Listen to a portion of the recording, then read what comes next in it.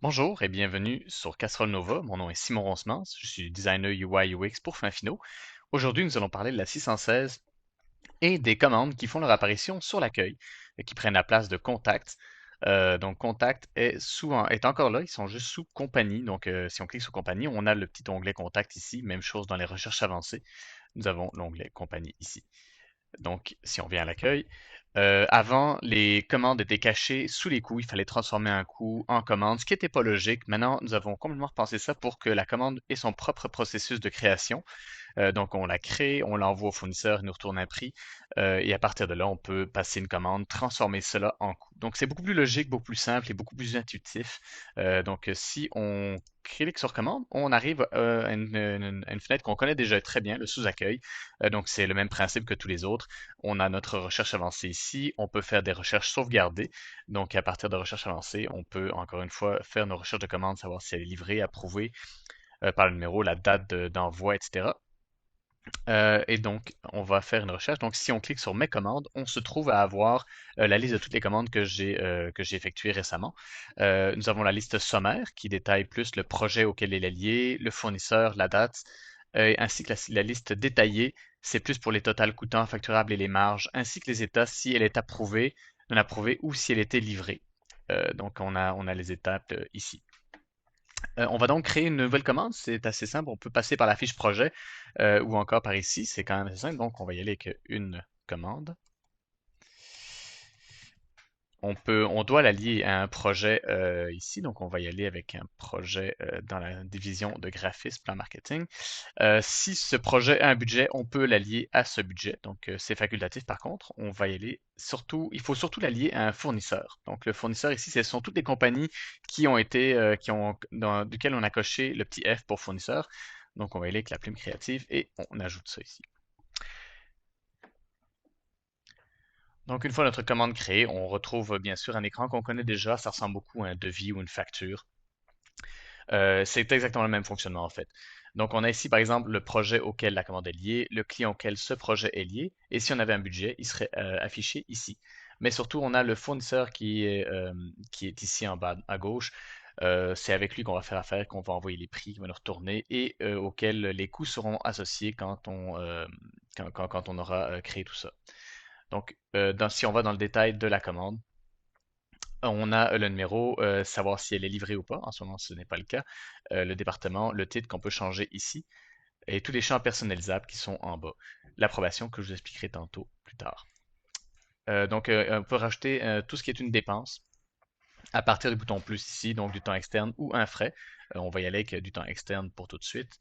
On a le type de tâche ici qu'on va y aller avec infographie, la catégorie de dépenses pigiste. La catégorie de dépenses, on pourrait par exemple forcer une catégorie de dépenses dans les paramètres. Donc un commandant qui décide de dire, bon, toutes les commandes doivent avoir une catégorie de dépenses, peut demander une catégorie par défaut et qui va venir se remplir dès qu'on ajoute un article. Donc c'est quelque chose qui est possible mais facultatif. La description, on va y aller avec maquette pour le plan X. Les quantités, on en veut 5 maquettes. Le tarif coûtant, on ne le connaît pas encore. On va faire une demande de prix tantôt. Et maintenant, notre commande est prête à être envoyée à notre fournisseur pour une demande de prix. Si vous avez un tarif coûtant qui est rentré ici, les demandes de prix vont les effacer. Donc, bien sûr, dans la demande de prix, ça ne vient pas prendre en considération votre tarif coûtant qui est rentré peut-être par défaut ou que vous avez déjà rentré un tarif. Donc, on va faire une demande de prix ici. Et comme vous voyez, la demande de prix est très très sommaire. Donc, on a vraiment juste la description et la quantité. Et on peut l'envoyer directement en la téléchargeant ici ou en l'envoyant par courriel avec ce bouton-là. Vous avez les options de base ici pour le format de lettre que vous voulez, la langue, etc. Donc ça ne change pas. Alors maintenant que notre demande de prix est faite, l'état de la commande peut passer en estimation. Et en attendant les prix, on peut continuer de setter notre commande. Donc par exemple, la livraison peut être envoyée à quelqu'un d'autre que le client. En ce moment, c'est Santoros, le client, mais ça peut être envoyé à une autre personne. Donc ça peut être un autre fournisseur ou le client Santoros. Donc ici, on peut s'assurer que ce soit la bonne chose. Et dès que les prix rentrent, il faut venir à ce moment-là ajuster les prix. Donc, par exemple, les maquettes coûtent 50 $ pour 5 maquettes 250 avec une marge de 100%, 500 $, tout va bien. Il reste maintenant l'approbation. Ça, c'est quelque chose qui peut être paramétré par le commandant, donc dans les paramètres, bien sûr, et donc pour savoir s'il veut ou pas une approbation. Dans ce cas-ci, je pense que toutes les commandes en haut d'un certain montant doivent être approuvées. On peut retirer complètement l'approbation de tout, mais une personne avec les privilèges, dans ce cas-ci, doit venir cliquer sur le petit bouton approuver pour approuver la commande. Et dès que c'est fait, la commande vient se bloquer, donc on ne peut plus ajouter d'articles ou modifier les montants. Le montant est autorisé par la personne et un petit tag approuvé est maintenant ici. Et donc notre commande est prête à être transformée en coût. Donc maintenant que notre commande est approuvée et que l'estimation est finie, nous pourrions la commander. Par contre, notre fournisseur, dans ce cas-ci, nous dit finalement, j'ai un kilométrage de plus, j'ai besoin de faire 50 km pour les mesurer, des trucs, etc. Peu importe. Donc là, on pourrait créer une deuxième commande, mais on pourrait tout aussi bien débloquer celle-ci avec les privilèges. Ça se fait. Donc elle retourne en préparation, son statut retourne à non approuvé, et à ce moment-là, on va venir ajouter un frais. euh, donc, dans les frais prédéfinis, on va dire, ben, un kilométrage, ça me prend 50 km. Et les frais prédéfinis, mais déjà, c'était donc à 54 cents avec une marge de 85%. Donc, ça, c'est déjà tout fait. Donc, j'ai déjà mes prix. Donc, je pourrais juste la réapprouver à ce moment-là. Donc, une personne avec les privilèges doit venir réapprouver la commande. Et on aurait pu l'envoyer en estimation aussi, mais dans ce cas-ci, c'est pas utile.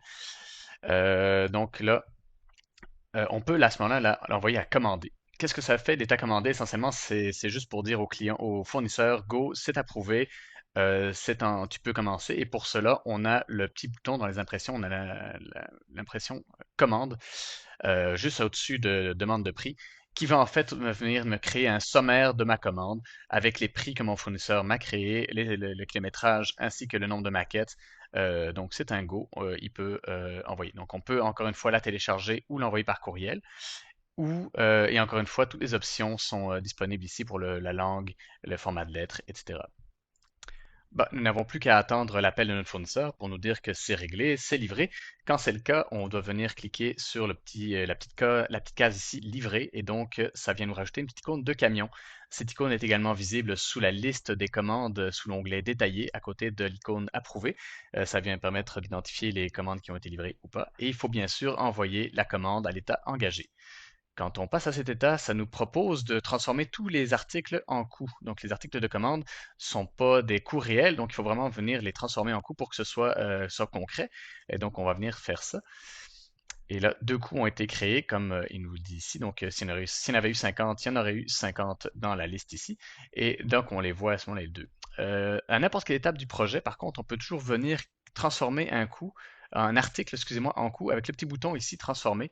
Donc, si on fait par exemple, notre fournisseur nous dit, ben, finalement, j'ai dû retourner une deuxième fois, on a à ce moment-là deux kilométrages. On aurait très bien pu faire un autre article dans la commande, mais c'est très facile aussi de dupliquer autant de fois qu'on veut, autant de fois que c'est nécessaire, les articles pour transformer ça en coût.